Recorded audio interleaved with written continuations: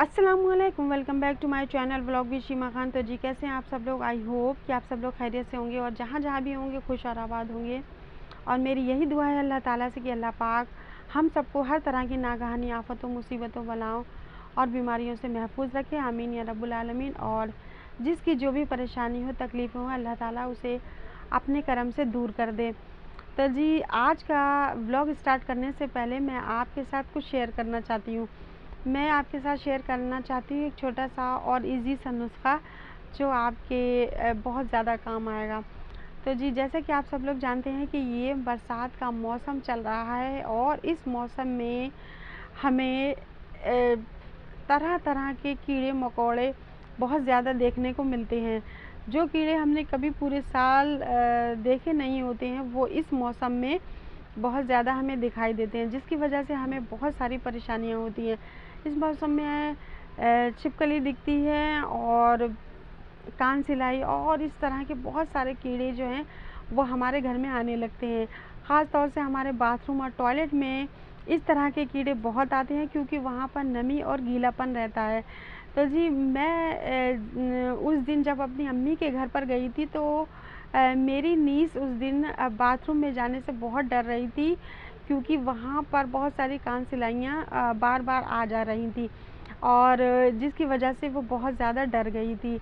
अम्मी ने मुझे बताया कि हम इन कीड़ों का बहुत ज़्यादा इलाज कर चुके हैं, मतलब कि बहुत सारे नुस्खे वो आज़मा चुकी थी लेकिन कोई भी फ़ायदा नहीं कर रहा था। ये कीड़े मकोड़े फिर से वहाँ पर आ जाते थे। तो जी बस इसी प्रॉब्लम को सॉल्व करने के लिए मैं आज आपके लिए लाई हूँ एक बहुत ही छोटा सा और इजी सा नुस्खा जो घर में ही आप तैयार कर सकते हैं और इस प्रॉब्लम से छुटकारा पा सकते हैं। तो अभी मैं आपको बताती हूँ कि ये नुस्खा कैसे तैयार होगा और कैसे आपको यूज़ करना है। तो जी इस नुस्खे को बनाने के लिए हमें चाहिए है लहसुन। जो आप सबके घर में लहसुन यूज़ होता है। हमें चाहिए लहसुन के छिलके। तो जी आप लहसुन को जब भी छीलें तो उसके छिलकों को फेंकें नहीं बल्कि उनको इकट्ठा करके रख लें। तो जी 1 कटोरी हमें चाहिए है लहसुन के छिलके और आधा कटोरी हमें चाहिए है मिर्च की। ग्रीन चिली हो आपके पास या रेड ड्राई चिली हो, कोई भी चिली हो, आपको मिर्च के डंठल चाहिए यानी पीछे की उसकी डंडी चाहिए। तो आधा कटोरी आप ले लेंगी मिर्च की डंडियाँ और 1 कटोरी आप ले लेंगी लहसुन के छिलके। और अगर आपके पास फ्रेश एलोवेरा हो तो आप उसकी 1 लीफ ले लें और एक बड़े से बाउल में आप पानी ले लें। उसमें आप ये लहसुन के छिलकों को डाल दें, मिर्च की डंडियों को भी डाल दें और जो एलोवेरा लीफ आपने ली है उसके भी टुकड़े टुकड़े करके इसमें आप डाल दें। और इस पानी को ढककर आप करीब 2 या 3 दिन तक यूं ही रखा रहने दें। तो 3 दिन के बाद जब आप देखेंगे तो इस पानी में पीलापन आ चुका होगा। बस आपको क्या करना है, आपको इस पूरे मिश्रण को पानी समेत लेकर ग्राइंडर जार में डालना है और इसको पीस लेना है।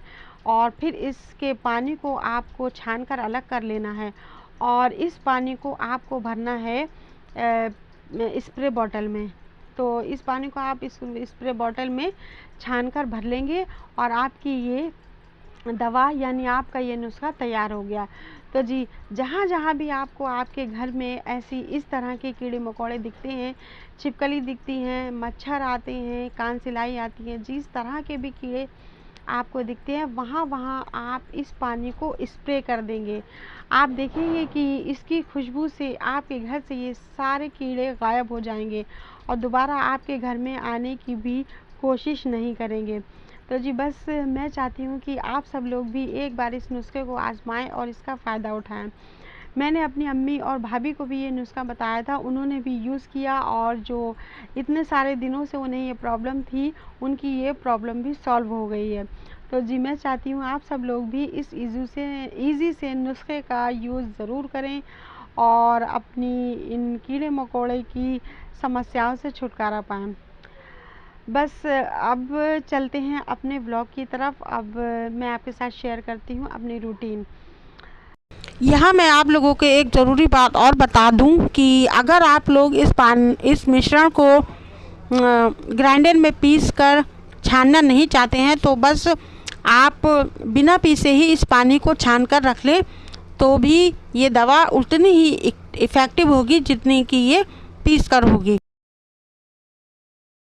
और ये नेक्स्ट व्लॉग मैंने वहीं अम्मी के घर से ही स्टार्ट कर दिया था। तो जी यहाँ पर था रात के 8:30 का टाइम और यहाँ पर डिनर लग चुका था। और डिनर में आज अम्मी ने बनवाया था खाने में शामी कबाब, वाइट चावल और दाल गोश्त और सैलेड और रोटी। क्योंकि बिरयानी बनाने को बोल रही थी अम्मी, लेकिन मैंने ही मना कर दिया था। मेरा बिल्कुल भी दिल नहीं चाह रहा था बिरयानी खाने का और मेरे हस्बैंड का भी। तो जी यहाँ पर ये हम सब लोग खाना खा रहे थे क्योंकि हमें फिर जल्दी ही घर जाना था, क्योंकि फिर ज़्यादा रात हो जाती है तो फिर ऑटो मिलने की परेशानी हो जाती है। और अब हो चुका था सुबह मॉर्निंग का टाइम। हम लोग रात को घर पर जल्दी ही आ गए थे 9 बजे तक। और यहाँ मॉर्निंग में मैं ये चाय बनाकर अपने हस्बैंड को दे रही थी, फिर मैंने अपने लिए भी यहाँ पर ये आधा कप चाय ले ली थी।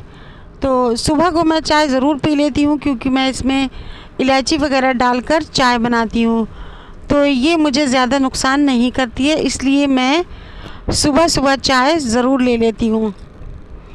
और आज था यहाँ पर मौसम कुछ अच्छा सा, क्योंकि बादल सुबह से ही हो रहे थे, धूप नहीं थी, तो बहुत अच्छा सा महसूस हो रहा था।